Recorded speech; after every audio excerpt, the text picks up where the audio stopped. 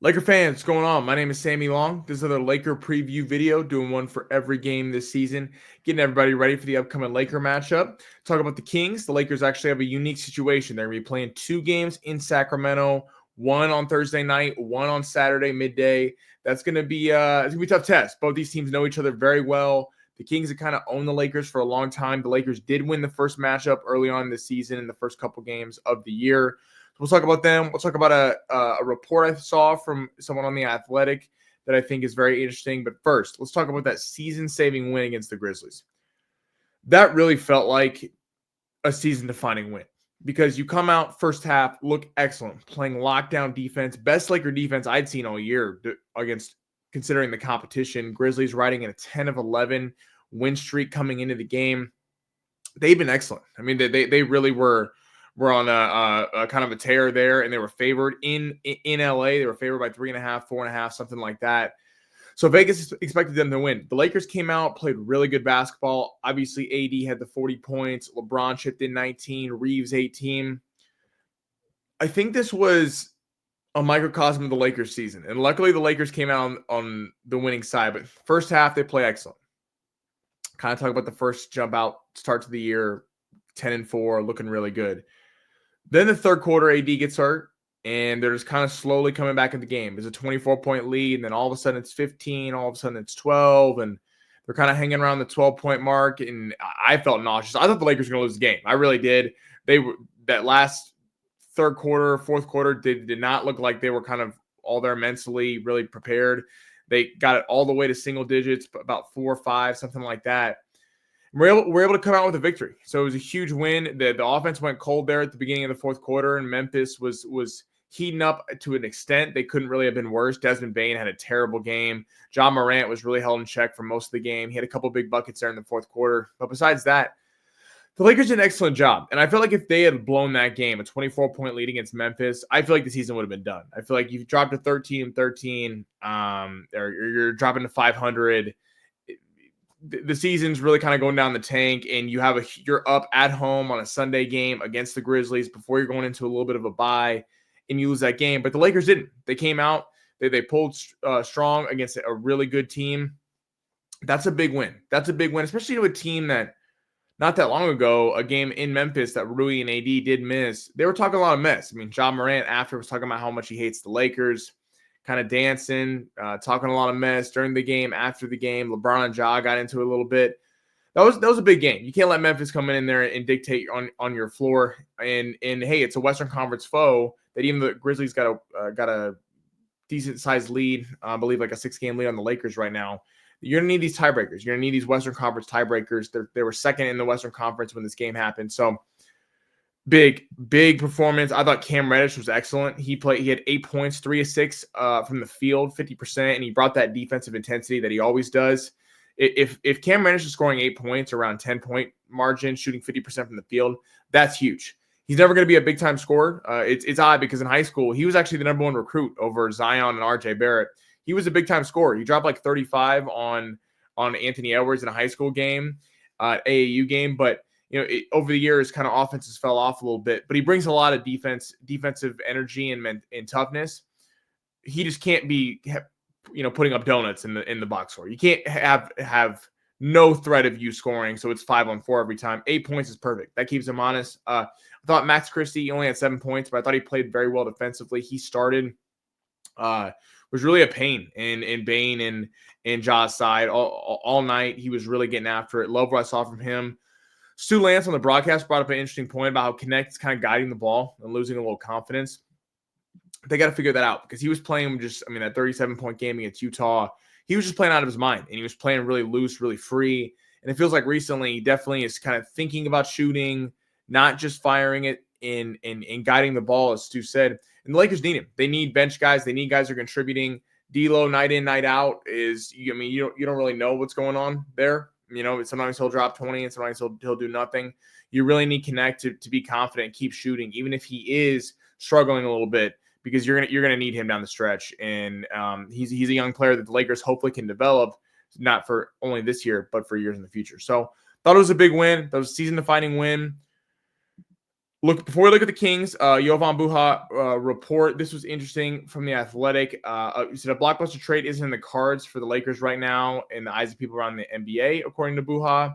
Buha reported Tuesday that Washington Wizards center Jonas Valanciunas is the busiest name in league circles for LA. He also cited Wizards forward Kyle Kuzma, Portland Trailblazers forward Jeremy Grant, and Utah Jazz center Walker Kessler among the other players linked with the Lakers. So this is interesting. I like that the Lakers aren't going after a third star. They've been linked to Jimmy Butler, Zach LaVine, a few things like that. That all kind of got shot down. I think that's important. I don't think it's smart for the Lakers to be mortgaging future to just get a third star that might leave. LeBron's obviously close to retiring. He struggled a little bit this year, kind of seeing the turnovers, maybe seeing a little bit of the decline. I wouldn't be mortgaging all your young players just to get somebody that might be here for a year, maybe two. And I really want to see the Lakers start investing in young talent. That's why these acquisitions, I think, kind of toe the line. You have these acquisitions could really help you go on a run because the Lakers do have a lot of talent. I do think that they would be a handful in playoff series for pretty much any team in the Western Conference when they're playing at their best. And a guy like a Valanciunas is big. The Lakers need another center. Christian Wood's been hurt. Jackson Hayes been hurt recently. So they haven't really been able to do a two-man kind of too big rotation. JJ Redick kind of shot down them doing it recently, but when Armel Traore is kind of your only option, and Koloko, and I like Koloko a lot. He's been great defensively, but I bet they'd be doing more two big rotations on the floor at the same time if Hayes and Christian Wood were available. Valanciunas would give you that option. It let AD play the 4, so that'd be interesting. Kyle Kuzma, I would love to see him come back. We should have never traded him in the first place. That was a terrible trade. The Russell Westbrook trade got rid of him. Montrezl Harrell, KCP.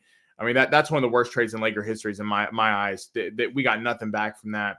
I would love to see Kyle Kuzma back in the purple and gold. He's a fan favorite.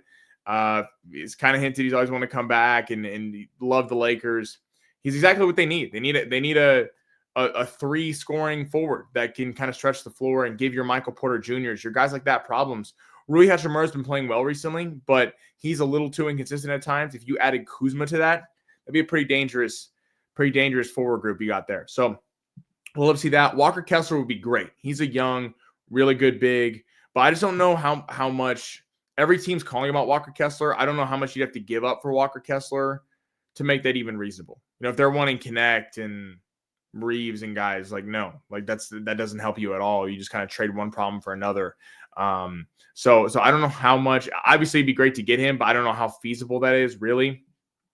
Jeremy Grant is a nice player as well. If that's cost effective, I think he could be a nice addition while not mortgaging the future, but also kind of going for it this year and not packing it in. So look at the Kings. As I mentioned, the Lakers will be playing them on Thursday. They're also going to be playing them on Saturday, both in Sacramento. This is crucial because this is the second and third game of the series. The Lakers play them 4 times. They played them the first time. They won 131-127 in LA. The fourth game later on this year will be in LA, so that'll be nice. That if it that'll come back to LA. But both these games I mentioned in Sacramento, the Kings were on a 3-game win streak. They were 13-14. They sit in the 12th seed currently. They did lose their last game to the Nuggets, 130-129. Jamal Murray hit a go-ahead jumper with 8 seconds to go. Crazy game, really back and forth game, as evidenced by the 1-point margin there.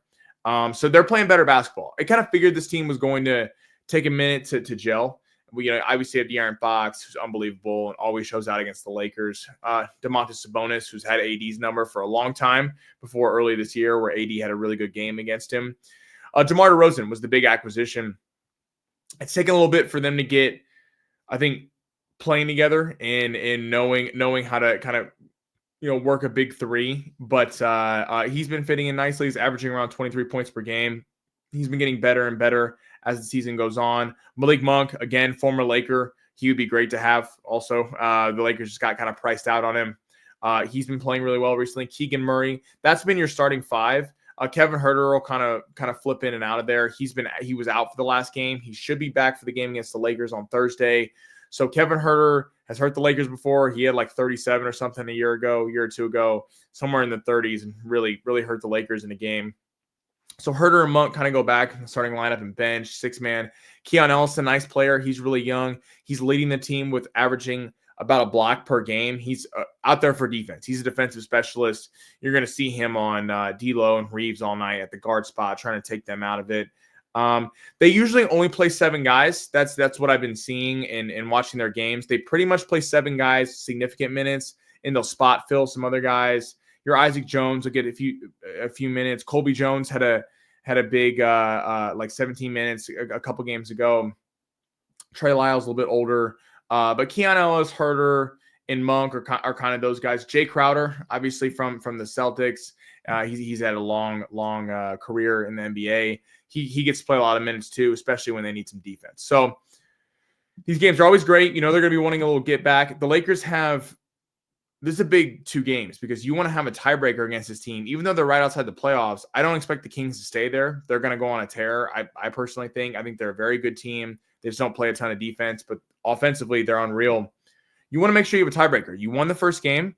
You did the same thing against Phoenix, and Phoenix whooped the Lakers the last 2 times. Second game was close, but the third game was terrible. So you've lost a few tiebreakers so far that you're going to have to get back at the end of the year. It'd be nice to win these 2 games and make sure that you have a tiebreaker against Sacramento, and that it comes down to, if it's coming down to a game or 2, you know that at the end of the year you have a game against Sacramento. You kind of have an edge there. So this is a key matchup, just like that Grizzlies game. Lakers need to get a win. At the very least, you need to split these 2 games. But we'll be back with a preview video on Friday for that game on Saturday, kind of reacting to this one and how the Lakers can make adjustments or what they need to do. So appreciate you guys tuning in. Thank you very much. Alan will get you guys on his show, and then the post-game show. Hopefully we're looking for a Laker W, rested, and let's get the season back on track. So thank you guys. Appreciate it.